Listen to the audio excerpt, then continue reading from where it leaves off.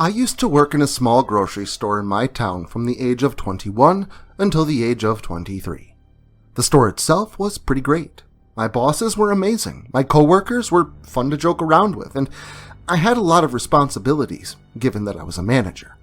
I had to go in 3 days a week at 5 o'clock in the morning to get the cash register drawers ready. I had to make sure that I had the cashier's break times all figured out, as well as figuring out what to do if someone may not have been able to make it in that day.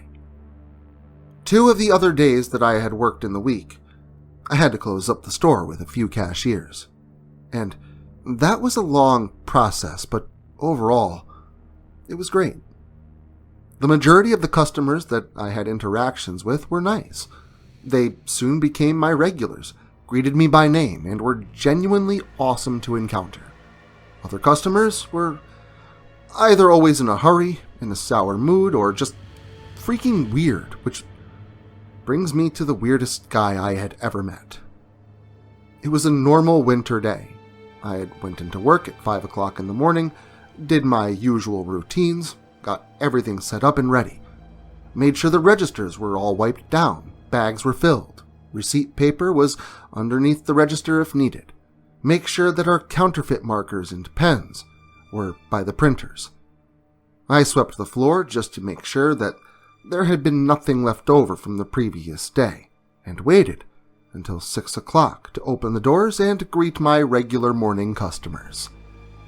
The morning went by with a few hiccups. A few people weren't able to make it in due to the weather conditions, so I was running around like a chicken with my head cut off, cashiering, taking care of the service desk, taking care of the temperatures of the freezers and bunkers for meat, cheese, and whatever else was in there, making sure that my cashiers got their breaks on time or relatively close to their set times. I was busy. I was processing a few transactions at the service desk around 1 in the afternoon when this sketchy-looking man came up to the service desk and asked if I had a phone for him to use. I nodded my head yes, pushed the phone around the little window, and allowed him to use it.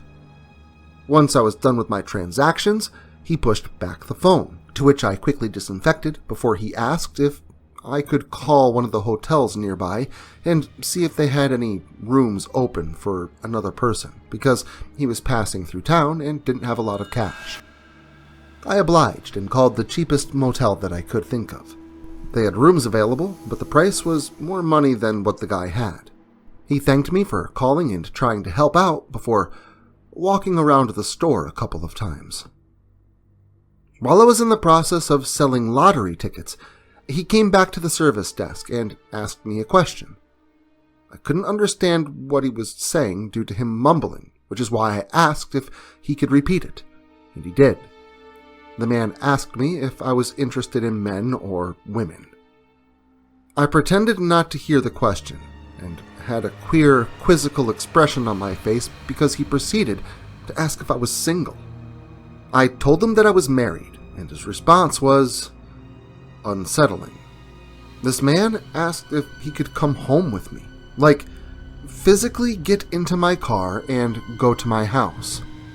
I told him no, that he could not come home with me, so he said thank you again and walked out the store. I went about my business for a few more minutes while the unsettling feeling remained, so I asked one of my service desk coworkers to watch over it for a few minutes so I could go talk to my boss.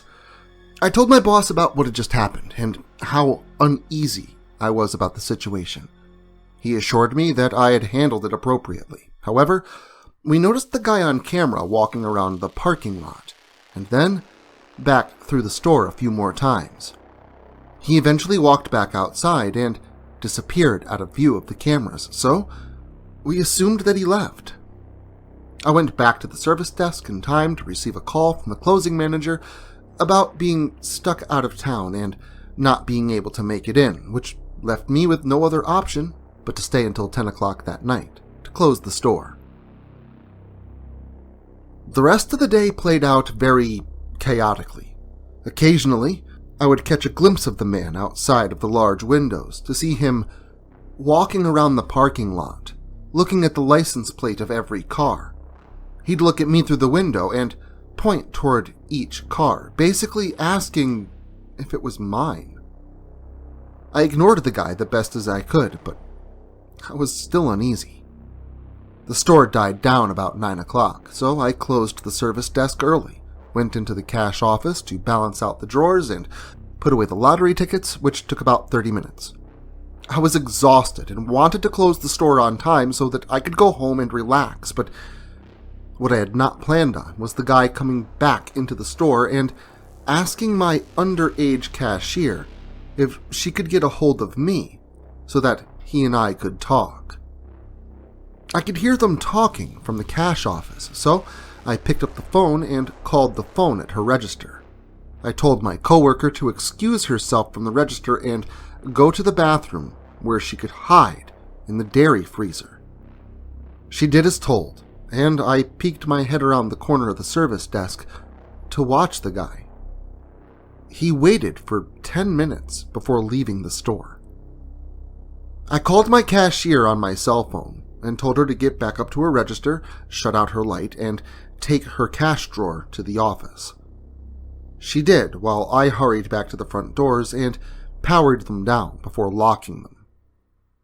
I quickly counted the cashier's drawer down, shoved everything into the safe, locked that, set the alarm to the cash office, and locked the door behind us. We clocked out, grabbed our coats and purses. I told my cashier that I would give her a ride home so that she didn't have to wait outside of the store in the dark. We hurried to the side doors of the store. I set the security alarm and we hauled ass out of the store and to my car. I unlocked the doors as fast as possible. We jumped in, locked the doors. I started the car and we sped out of the parking lot. The guy was standing in the darkest corner beside the store and seemed pissed underneath that damn parking lot light that I could see in my rearview mirror. I took my coworker home, made sure that she got to the inside of her house safely before taking a long way to my house because, sadly enough, I lived 5 minutes from the store, and if you walk up a very steep hill and through a couple of large fields, then you'd find my house. And I don't have neighbors. I've had a lot of experiences in my life that have left me mildly unnerved. However, this experience was probably the creepiest one by far when it comes to dealing with people.